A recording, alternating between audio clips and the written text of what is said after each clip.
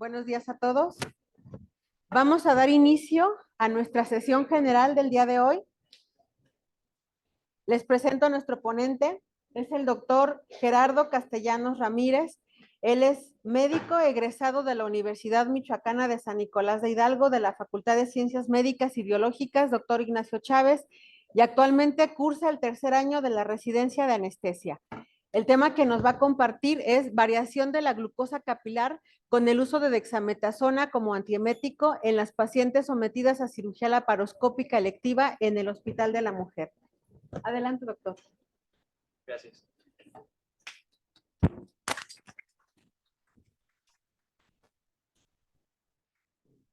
¿Qué tal? Buenos días. Bueno, mi protocolo de investigación se titula Variación de la glucosa capilar con el uso de dexametasona como antiemético en las pacientes sometidas a cirugía laparoscópica electiva en el Hospital de la Mujer. Mi asesor fue la doctora Luisa María Zamudio y mi coasesor la maestra Alma Rosa Picasso Carranza.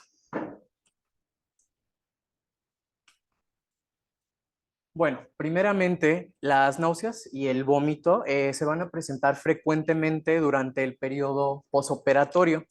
Este es uno de los efectos secundarios más comunes y desagradables posteriormente de haberse realizado un evento anestésico o quirúrgico. Este tipo de náusea y vómito o sintomatología es de causa multifactorial. Dentro de los principales factores tenemos la medicación propiamente de nuestros fármacos anestésicos, las técnicas anestésicas utilizadas y la manipulación de los tejidos. Para fines del estudio de investigación, pues nos enfocamos en la cirugía de cola laparoscópica, por ende la manipulación del tracto digestivo. Todos este tipo de factores nos van a causar disconfort y estadía prolongada en la unidad de cuidados post-anestésicos, así como una hospitalización no planificada.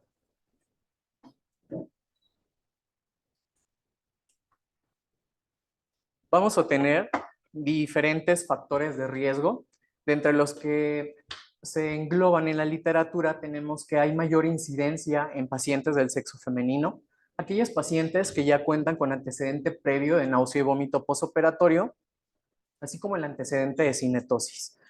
Las pacientes que no fuman también tienen este factor de riesgo, el uso de opioides durante nuestro procedimiento anestésico como tal. Las cirugías ginecológicas son de las cirugías que mayormente nos van a presentar náusea y vómito posoperatorio. Las cirugías propiamente del aparato digestivo para fines del protocolo, así como la edad, siendo estas mayor frecuente durante la edad productiva. Van a ser menores en menores de 15 años y van a aumentar o también vamos a tener un efecto protector en aquellos pacientes ancianos. El tipo de cirugía tiene que ver también en la presentación de náusea y vómito posoperatoria, siendo las más frecuentes en cirugías laparoscópicas y del tracto digestivo, así como la duración de la cirugía. Normalmente la literatura nos dice que en cirugías mayores de 2 horas va a haber mayor incidencia en la presentación de náusea y vómito posoperatorio. Ahora, ¿qué escala nosotros utilizamos para valorar la presentación de náusea y vómito posoperatorio? Tenemos la escala de Apfel, en la cual nosotros vamos a tener ciertos factores de riesgo que nos va a englobar esta clasificación, donde tenemos el sexo femenino, pacientes no fumadores, la historia ya previa de náusea y vómito posoperatorio, así como la cinetosis y el uso de opioides en el posoperatorio. Dependiendo de la cantidad de factores de riesgo que nosotros tengamos, así va a ser el porcentaje de predicción que nosotros vamos a tener para que aparezcan las náuseas y vómito posoperatorio, siendo que si el paciente no tiene factores de riesgo, tendremos un porcentaje del 10%, mientras que entre más factores de riesgo tendremos los factores, la mayor puntuación son 4 puntos, tendremos un 79% para la presentación de náusea y vómito posoperatorio. Ahora, la primera cirugía laparoscópica se realizó en Alemania en 1985. Esta fue realizada por el Dr. Mühe y en 1990 es cuando llega a México, realizada por el doctor Leopoldo Gutiérrez. Ahora, a partir de que la cirugía laparoscópica, y es decir, la colecistectomía laparoscópica llegó a México, pues esta aportó ciertos beneficios para los pacientes y beneficios incluso para las instituciones, de entre los que tenemos disminución del tiempo de recuperación, la pronta reintegración a las actividades y la disminución del dolor posoperatorio, así como la disminución en los días de incapacidad.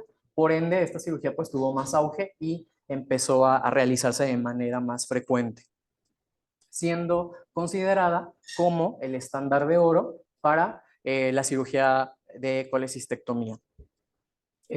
Posterior al que se empezó a realizar la cirugía, es decir, en los 4 años posteriores, ya el 80% de las cirugías se realizaban en forma laparoscópica.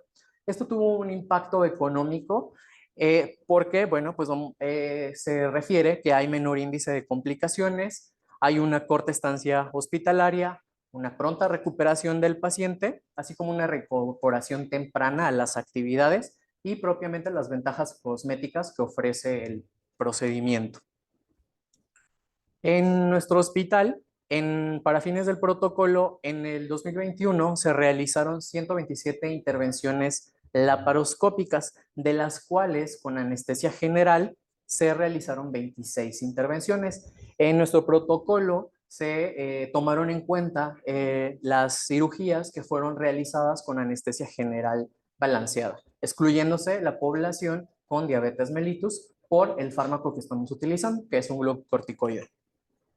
Ahora, la cirugía laparoscópica, como ya les había mencionado, pues es un factor de riesgo para la presentación de náusea y vómito postoperatorio, así como la manipulación propiamente del tracto gastrointestinal. Esto nos va a producir pues, que el paciente tenga disconfort durante el periodo postoperatorio y aumento en la estancia en el área de recuperación. Ciertos artículos de investigación mencionan que el disconfort de la presentación de náusea y vómito postoperatorio incluso lo refieren peor que el mismo dolor.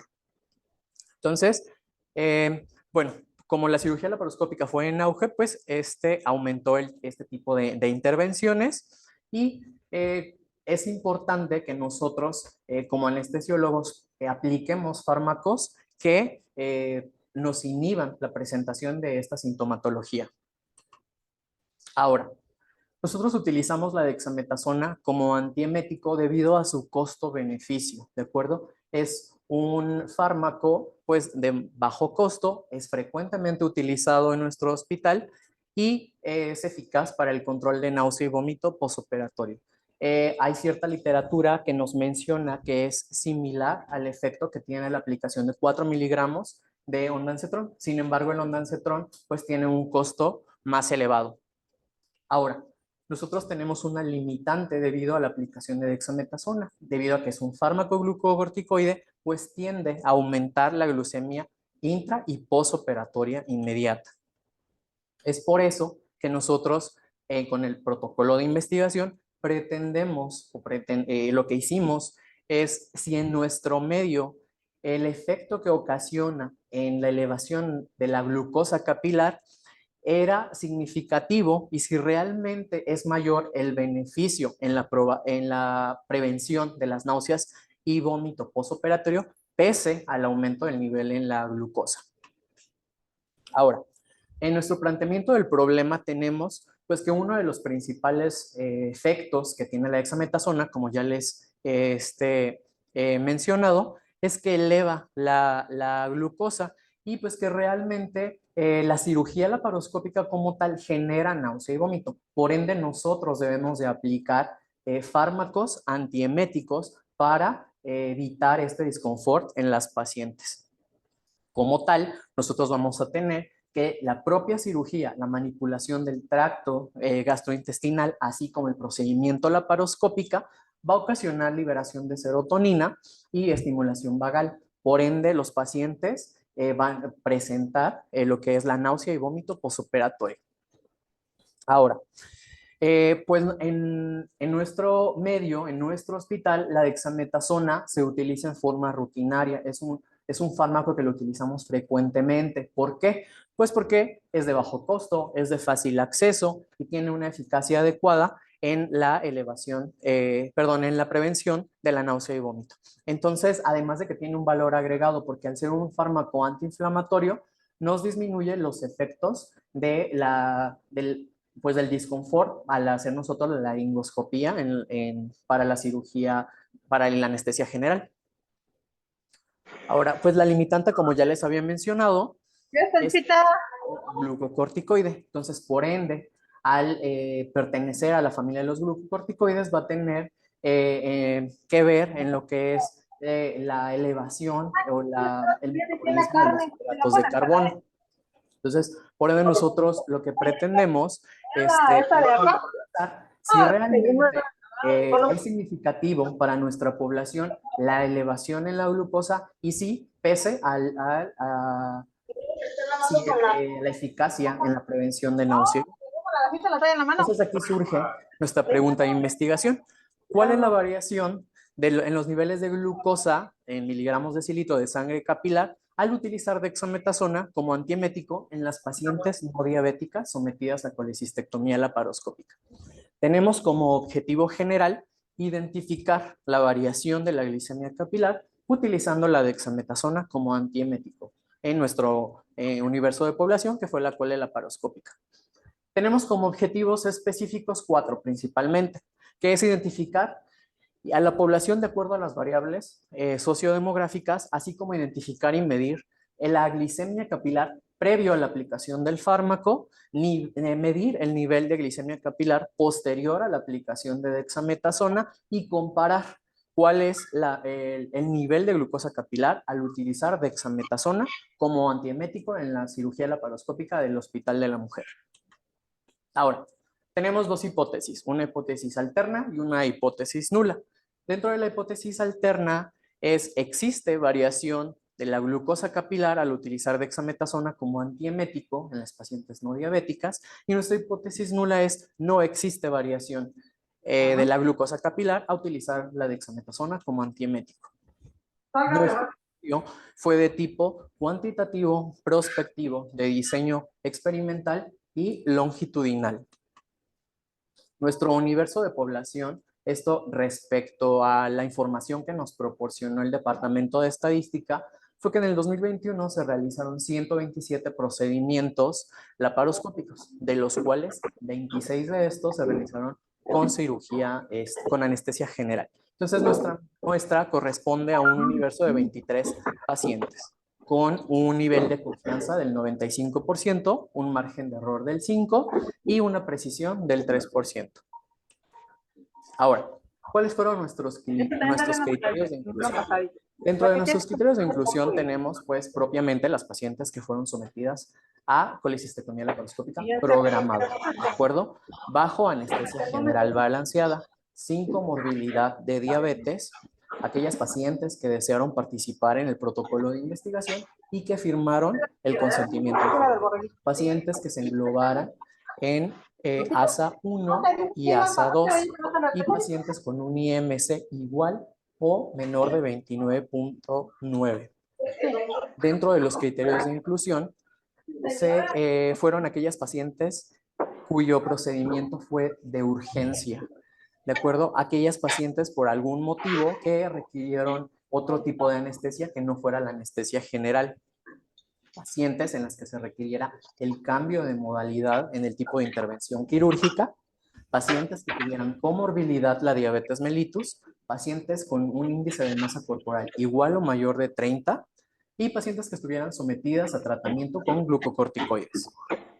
Dentro de los criterios de eliminación, fueron aquellas pacientes que no recibieron la dexametasona como antiemético, pacientes con hipersensibilidad al fármaco, pacientes que decidieron abandonar el estudio, que tuvieran diagnóstico de diabetes como comorbilidad y las pacientes en las cuales el procedimiento quirúrgico sobrepasara las 2 horas. ¿De acuerdo? Dentro de nuestras variables sociodemográficas englobamos el índice de masa corporal, la edad, el sexo, el lugar de procedencia, el estado civil, la escolaridad y el ASA, así como la náusea y el vómito propiamente, teniendo nuestras variables independientes, la dexametasona y la dependiente, la glucosa. Ahora, Para nosotros poder echar a andar nuestro protocolo de investigación, pues previamente el Comité de Ética en Investigación del Hospital de la Mujer lo autorizó, habiendo obtenido una vez la carta del consentimiento informado por parte de las pacientes con la visita preanestésica y el cumplimiento de los criterios de inclusión y exclusión. Tuvimos ciertas consideraciones en estas pacientes, como fue que se canalizaron con una solución de cloruro de sodio al 0.9% para que no intervinieran en la aplicación de glucosa, así como un ayuno prequirúrgico de 8 horas. Nuestra recolección de datos se realizó en diferentes etapas.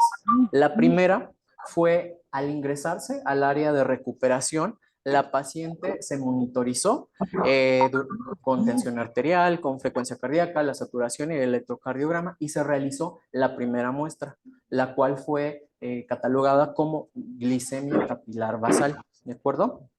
Después ingresó a sala quirúrgica. Realizamos el mismo manejo, la monitorización continua no invasiva, con la presión arterial, frecuencia cardíaca, saturación y electrocardiograma continuo. Antes de que se realizara el estímulo quirúrgico y posterior a la inducción anestésica, aplicamos la dexametasona, una dosis de 8 miligramos, y nosotros anotamos la hora de esta aplicación. Todos nuestros procedimientos de anestesia general balanceada se realizaron con una inducción anestésica de forma estandarizada, utilizando como ansiolisis el midazolam a razón de 30 microgramos por kilo. De narcosis utilizamos el fentanilo a dosis de 3 microgramos por kilogramo. De inductor utilizamos el propofol, 2 miligramos por kilo. Relajación neuromuscular, el rocuronio a 600 microgramos por kilo, y el mantenimiento anestésico se realizó con un gas halógeno, el sevoflurano. Ahora, posteriormente, concluido el acto anestésico, y ya una vez la paciente estando en el área de recuperación, transcurrido lo que son 120 minutos posteriores a la aplicación del fármaco, se realizó la segunda toma de la glucosa capilar, la cual nosotros englobamos como glicemia capilar 2. Y realizamos la primera evaluación de la presentación de náusea y vómito postoperatorio, ya estando en el área de recuperación.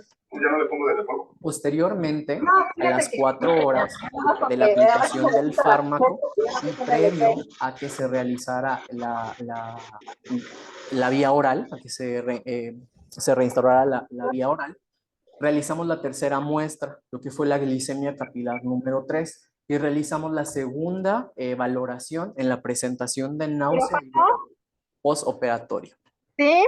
Esta fue la hoja de recolección de datos que nosotros utilizamos, en donde englobamos nuestras variables sociodemográficas, como es la edad, el índice de masa corporal, de procedencia, estado civil, escolaridad, la clasificación de ASA, así como la toma de glucosa capilar basal, la cantidad que nosotros obtuvimos, la aplicación de la dexametasona, la hora a la que la aplicamos, a las 2 horas el resultado, la primera evaluación de la náusea y vómito, la segunda toma de glucosa a las 4 horas con hora y porcentaje, y la segunda evaluación de la presentación de náusea y vómito, así como la puntuación. Aquí en esta gráfica nosotros ponemos cómo nosotros evaluamos la presentación de náusea y vómito postoperatorio, ¿de acuerdo? Esta fue hecha mediante puntuación de 0 a 4 puntos, en donde 0 no presentaba náusea y vómito, 1 náuseas náuseas leves sin llegar al vómito, 2 puntos para náuseas moderados y vómitos en 1 o 2 ocasiones, que es controlable, y 3 para náusea y vómito en 2 o más ocasiones, que no es controlable, y 4 la presentación de náusea y vómito, que pues no era controlable. Ahora, aquellos pacientes en los cuales nos refirieron una sintomatología que correspondía a los 2 puntos para la presentación de náusea y vómito, es decir, de náuseas moderadas, vómitos en 1 o 2 ocasiones o más, utilizamos una dosis de rescate de ondansetrón de 8 miligramos, dosis única. En aquellas pacientes en las que se detectara en la medición glucosa capilar por debajo de 60 miligramos, utilizamos la aplicación de glucosa al 50% a razón de 150 No, yo nomás esa cosita. miligramos por kilo, La 12 tornderita. sumas. Y pues estas pacientes fueron Pero eliminadas. si ya no funciona la gasa, puedes agarrar otra, ¿eh? Ahora, para la toma de las muestras de glucosa capilar y la aplicación de las dosis de dexametasona, pues se realizó con apoyo del personal de enfermería, de los médicos tratantes y de los compañeros residentes en anestesiología. Previamente se capacitó la metodología y en la hoja de recolección de datos para que pudieran realizarlo de forma adecuada. Tuvimos las consideraciones éticas de la Declaración de Helsinki y de la Ley General de Salud en materia de investigación. Nuestro análisis estadístico se elaboró mediante una matriz de datos en el programa SPS y se utilizó lo que es la estadística descriptiva para las variables cuantitativas de medidas de tendencia central y de dispersión, y para las variables cualitativas se utilizaron frecuencias y proporciones. Ahora, los resultados para responder a nuestros primeros, a nuestros objetivos específicos, donde el primero tenemos que es identificar a la población de acuerdo a las variables clínicas y sociodemográficas en las pacientes, tenemos que la edad de mayor, las pacientes que teníamos más para cole laparoscópica en nuestro hospital se englobaban en dos rubros: aquellas pacientes de 30 a 34 años y pacientes de 40 a 44 años. Es decir, esa es la población que más se somete a cirugía laparoscópica de colecistectomía electiva. De acuerdo al estado civil, nosotros encontramos una mayor frecuencia en las pacientes casadas. Y referente al tipo de localidad, tenemos que las pacientes con mayor frecuencia son sometidas a colecistectomía laparoscópica electiva son del área urbana. No, por favor, no se fija si hay ahí. Así como el nivel educativo que las pacientes presentaban, principalmente o el más frecuente, fue de nivel secundario. ¿Cuánto de un cobertor? Respecto al índice de masa corporal, la mayoría de nuestros pacientes tenían sobrepeso en un 73.9%. Y respecto a la clasificación del ASA, la mayoría eran clasificadas como ASA 1, sin comorbilidades, en un 69.6%. Ahora, para responder a lo que es el objetivo específico número 2, donde nosotros medimos la glicemia capilar previa a la aplicación del fármaco, 14, va a faltar una media de 89.26 miligramos por decilitro a nivel basal en nuestras pacientes. Obtuvimos una cuantificación mínima de 61 por decilitro con una máxima de 131 miligramos por decilitro. Para responder el objetivo específico número 3, es medir la glicemia posterior a la aplicación del fármaco a las 2 horas. La muestra tuvimos una media del 97.77 miligramos por decilitro, con un valor mínimo de 60 miligramos por decilitro y un valor máximo a las 2 horas posteriores a la aplicación del fármaco de 144 miligramos por decilitro. Ahora, posteriormente, al realizar nuestra medición a las 4 horas de la aplicación de la dexametasona, tenemos una media de 118.7 miligramos por decilitro, con un valor mínimo de 82 miligramos y un valor máximo de 204 miligramos por decilitro. Aquí englobamos, para responder el objetivo específico número 4, que el cual nos dice es comparar la variación en los niveles de glucosa capilar al utilizar la dexametasona como antiemético. Tenemos englobada en esta tabla las variaciones que tuvimos a las 2 horas y a las 4 horas respecto al nivel basal, en donde encontramos que tenemos una media basal de 89.26 miligramos. A las 2 horas se elevó a 97.7 miligramos y a las 4 horas de 97.77 en las variaciones a las 2 y a las 4 horas a nivel de la glucosa media. Ahora, al hacer el análisis de estos datos por el método de chi cuadrado de Pearson, obtuvimos que a nivel de lo que son las 2 horas en la toma de la glucosa, tenemos un valor de 0.191 respecto a la glucosa basal.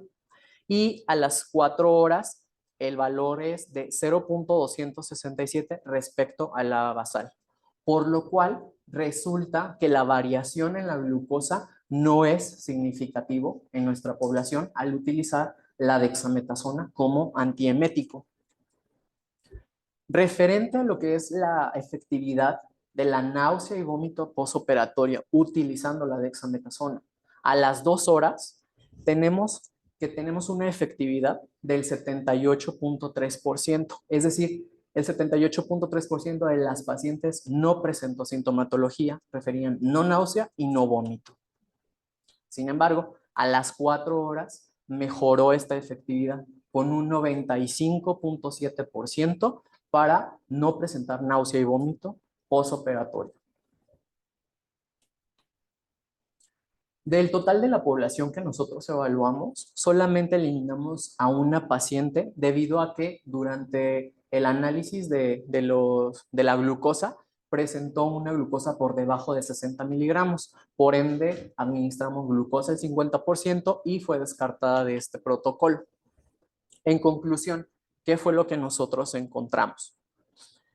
Respecto al análisis de chi cuadrado de Pearson, tenemos que nuestra glucosa basal media teníamos 89.26, siendo que a las 2 y a las 4 horas tenemos una elevación a una media de 97.7 y 97.77 respectivamente, a las 2 y a las 4 horas. Por ende, en nuestro protocolo de investigación resulta ser no significativa la elevación de la glucosa con el uso de dexametasona en la prevención de náusea y vómito posoperatorio. Esto pues es, en resumidas cuentas, lo del análisis sociodemográfico que ya les había mencionado, donde tuvimos mayor incidencia en población de edad de 30 a 34 años, de 40 a 44 años, pacientes aquellas que eran casadas del área urbana, pacientes con escolaridad secundaria, con sobrepeso y con un índice de masa corporal, con un nivel de ASA de 1. Ahora, entonces, con esto concluimos que la dexametasona respecto a la eficacia en la prevención de náusea y vómito posoperatoria, tenemos que a las 2 horas es del 78.3% y a las 4 horas del 95.7%. Ahora, pues en nuestro estudio logramos dar respuesta a los objetivos específicos que fueron planteados. Sin embargo, pues es importante continuar con este protocolo de investigación con un mayor número de participantes para pues tener un mayor impacto estadístico, sobre todo porque en nuestra población tenemos mayor índice de sobrepeso, de obesidad, de síndrome metabólico y de intolerancia a la insulina. Ahora, ¿cuáles fueron las limitaciones que nosotros nos encontramos en la realización del protocolo? Pues uno era la falta de material propiamente de las tiras reactivas, que no había para realizar las mediciones en glucosa. Fallas y faltas del equipo de laparoscopía. Esto condiciona una limitante, ya que en ocasiones pasó de que teníamos ya los pacientes en el área de recuperación programados para cirugía y el equipo no funcionaba, no estaba disponible o había fallas en las pinzas, por ende el abordaje cambiaba. Había daño en las pinzas, falta del personal incluso, de personal que maneja el equipo de laparoscopía, así como la prevalencia de la diabetes mellitus en nuestro medio, las cuales pues no podíamos utilizar la dexametasona en nuestro estudio. Y estas son las referencias bibliográficas que utilizamos.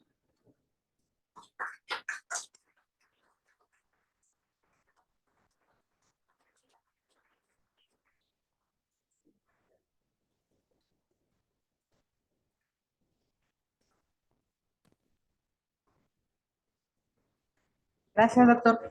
Del público asistente, ¿hay alguna pregunta? ¿Algún comentario con la presentación del doctor? Sí, sí, doctor. ¿Quién me apoya con el micrófono?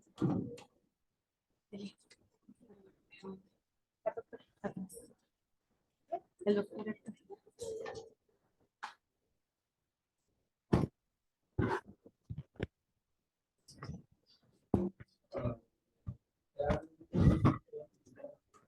¿Perdón? Ok.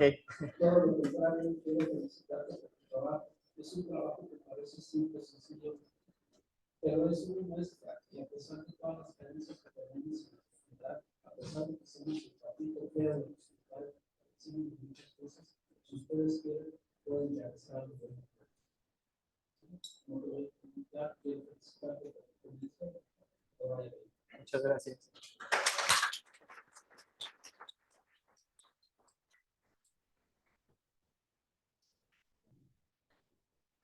¿Algún otro comentario?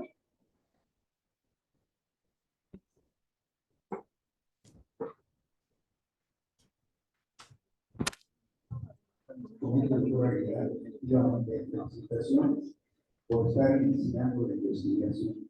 Yo nada más complementar, si pueden hacer un estudio comparativo en las diferentes dosis de dexametasona, ya que vemos que ambos puede haber presencia de hiperglicemias, menor dosis se controla, o bien como el caso que presentaste de hipoglicemia.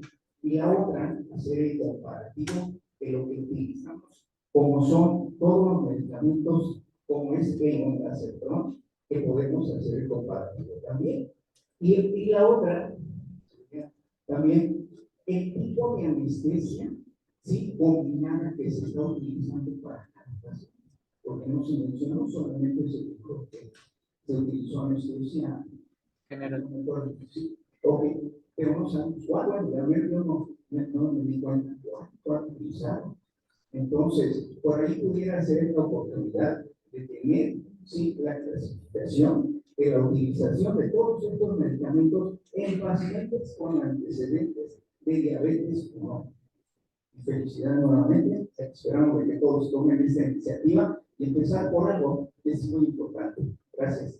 Gracias.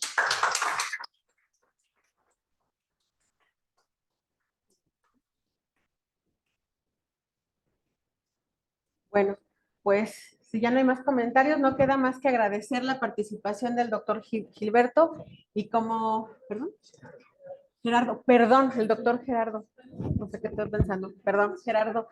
Y el tema de la investigación es algo apasionante en lo personal, a mí me gusta mucho. Y este hospital, recordemos, es hospital escuela. Entonces, aquí hay mucho material para dar continuidad con los proyectos de investigación, los que se están presentando y los que tengan a bien la iniciativa de iniciar. Doctor Gerardo, muchas gracias. Le entregamos su constancia de participación. Muchas gracias.